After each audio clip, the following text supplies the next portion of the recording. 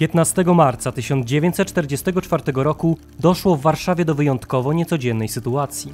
Dwie członkinie Armii Krajowej sprawdziły swoją broń, udały się w kierunku ulicy Miodowej i przeprowadziły skuteczną likwidację Mieczysława Darmaszka, wyjątkowo szkodliwego konfidenta, który przyczynił się do śmierci co najmniej kilkunastu Polaków.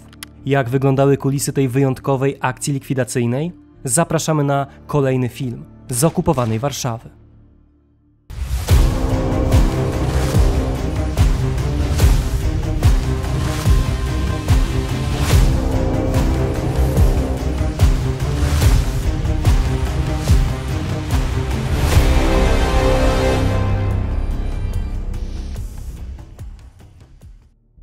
Mecenasem dzisiejszego odcinka jest pan Damian Stasik. O 27-letnim Mieczysławie Darmaszku wiemy stosunkowo niewiele. Tajemnicą pozostaje również jego wizerunek. Urodził się 29 marca 1917 roku jako syn księgowego Aleksandra i Konstancji z domu Garnysz. Podczas okupacji przez pewien czas pracował na robotach w Rzeszy, po których wrócił do Warszawy i zamieszkiwał w niej pod różnymi adresami. Wiele wskazuje na to, że niektórzy członkowie jego rodziny zapisali się pozytywnie w polskiej historii, biorąc udział w Powstaniu Warszawskim czy służąc w szeregach Narodowych Sił Zbrojnych. Mieczysław jednak, z nieznanych bliżej powodów, postanowił wybrać zupełnie inną drogę. Z konfidencjonalnej działalności Darmaszka kontrwywiad Armii Krajowej zdawał sobie sprawę już w 1943 roku. W konspiracyjnych dokumentach możemy bowiem przeczytać, że Darmaszek po wyrzuceniu ze szkoły nigdzie nie pracował. Poszedł na usługi Gestapo. Teraz ma pieniądze i pije. Z jego oskarżenia w zeszłym roku w czerwcu 22 lub 23 13 osób Gestapo aresztowało w fabryce Magnet Stępińska 13. Sypnął też kolegów ze szkoły, z klubu piłki nożnej Polonia. I nie ma dnia, żeby nie aresztowali Polaków. Oprócz fabryki w Mokotowie wydał syna piekarza Kwiatkowskiego. Już 8 osób nie żyje. Reszta kona w Oświęcimiu. Nocami grywa w kasynie na Szucha. Darmaszek był niestety bardzo skutecznym konfidentem. Uważnie słuchał, uważnie obserwował, a następnie denuncjował konkretne osoby funkcjonariuszom Gestapo. Dogodnym miejscem do prowadzenia niechlubnej działalności okazał się dla niego budynek 5. Ośrodka Zdrowia i Opieki Społecznej przy ulicy Miodowej 24, w którym pracował jego brat Bogusław. To właśnie tutaj zetknął się z niektórymi żołnierkami Armii Krajowej, których denuncjacja sprowadziła na niego karę ze strony polskiego podziemia. Informacji na temat szkodliwej działalności Darmaszka wciąż przybywało i naprawdę trudno wyjaśnić, dlaczego Armia Krajowa zwlekała z wydaniem rozkazu likwidacji aż do grudnia 1943 roku, kiedy to ofiarą Darmaszka padli wysoko postawieni żołnierze Armii Krajowej. Okoliczności do denuncjacji okazały się dla Szpicla niezwykle dogodne. Wraz ze zbliżaniem się świąt Bożego Narodzenia większość Polaków, w tym żołnierze Armii Krajowej, odwiedzali się na rozmaitych spotkaniach opłatkowych, by złożyć sobie życzenia i dodać otuchy w tym trudnym, wojennym czasie.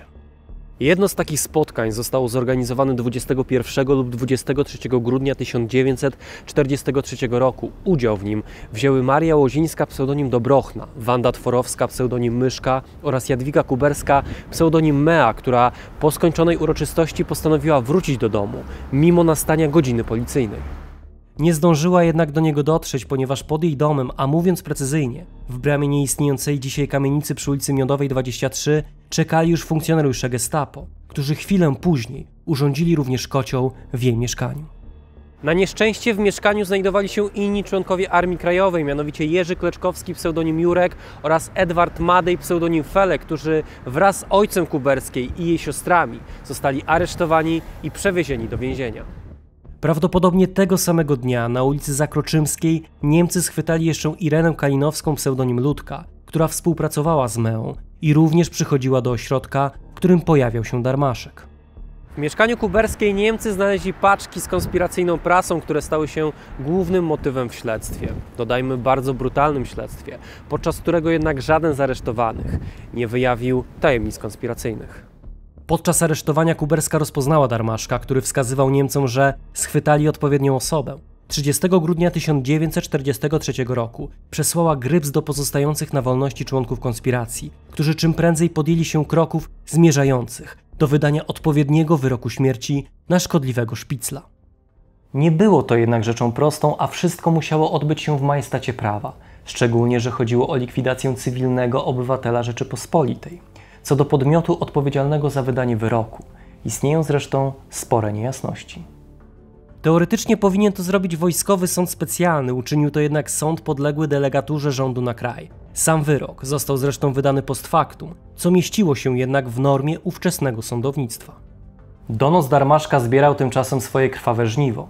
3 lutego 1944 roku w formie represji za udaną akcję likwidacyjną wymierzoną w generała Franza Kuczerę Niemcy rozstrzelali zakładników, w tym wszystkie siostry kuberskie, ich ojca Tadeusza oraz Ludkę. 7 dni później rozstrzelano aresztowanych w mieszkaniu kuberskiej Jerzego Kleczkowskiego Jurka oraz Edwarda Madeja Felka. Dla polskiego podziemia był to bolesny cios. Wspomniani żołnierze wpisywali się w prawdziwą elitę polskiej dywersji, uczestnicząc w tak ważnych akcjach bojowych, jak próba likwidacji Friedricha Wilhelma Krügera czy akcja Góral, podczas której skradziono Niemcom 100 milionów złotych. W tym czasie trwały już jednak prace mające na celu skuteczne rozpracowanie konfidenta, co było możliwe za sprawą wydania 19 stycznia 1944 roku prewencyjnego wyroku śmierci na Mieczysławie Darmaszku. Możliwością wydania takiego wyroku dysponował Antoni Chruściel pseudonim Nurt. Do tego niełatwego zadania zgłosiły się kobiety, a mówiąc precyzyjnie, członkinie kobiecych patroli minerskich kierownictwa dywersji Okręgu Warszawskiego Armii Krajowej. Na odprawie przy ulicy Wilczej 69 zgłosiły się na ochotnika Irena Bredel pseudonim Alina i Letycja Ostrowska pseudonim Justyna.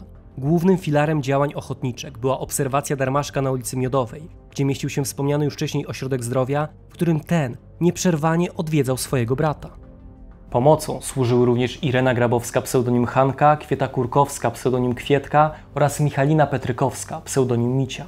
Nieocenione zasługi w przygotowaniu akcji odegrała również mieszkająca przy ulicy Podwale Alicja Pniewska pseudonim Alka, która swój udział w akcji zapamiętała w następujący sposób.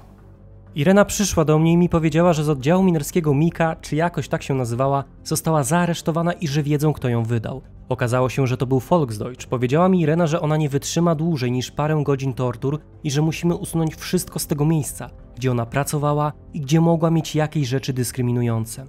Potem Irena do mnie przyszła i mówi: słuchaj, on chodzi po Miodowej i będzie zamach na Miodowej. Potrzebujemy lokalu, więc czy można w twoim mieszkaniu się ulokować i polować na niego? Powiedziałam naturalnie.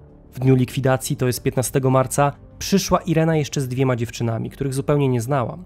Irena była uzbrojona, one były na obstawie. Mnie przed zamachem kazali iść do biura, żebym miała alibi.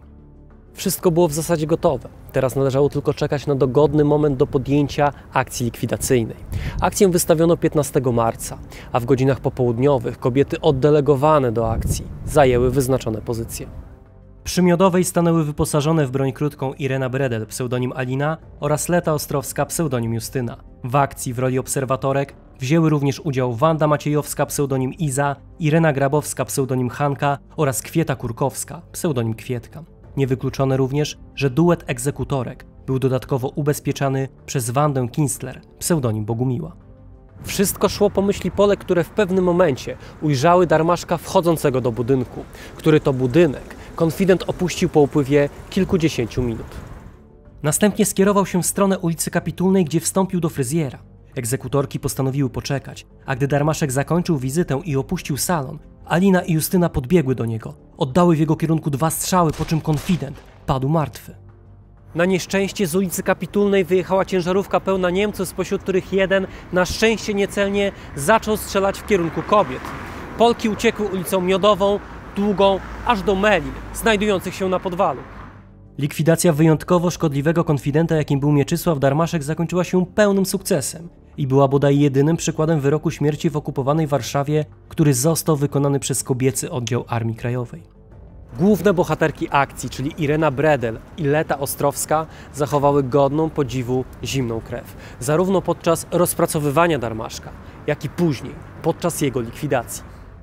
Irena Bredel nie przeżyła wojny. Poległa 2 sierpnia 1944 roku w trakcie szturmu powstańców na budynek Poczty Głównej. Z kolei Leta Ostrowska zmarła długie lata po wojnie, mianowicie 6 kwietnia 1992 roku. Obie żołnierki zostały pochowane na cmentarzu powązkowskim. Ze względu na datę premiery tego filmu, czyli 8 marca, pragniemy serdecznie życzyć Paniom wszystkiego co najlepsze. I to nie tylko w dniu Waszego święta. Dziękujemy za uwagę i do zobaczenia w kolejnym odcinku.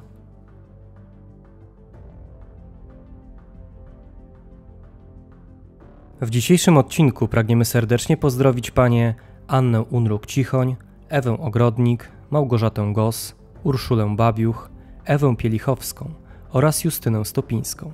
Ponadto pragniemy serdecznie pozdrowić panów Piotra Borkiewicza, Radosława Kuśmierza, Damiana Dziedzica, Tomasza Sadurskiego, Piotra Sadorskiego, Kamila Kubowa, Huberta Kędziorka, Dariusza Stelmaczonka, Adriana Flora, Piotra Kośmidera, użytkownika Dźwiedziu, Huberta Walasa i kanał Good Times Bad Times, Pawła Łabno oraz Rudolfa Miczkę.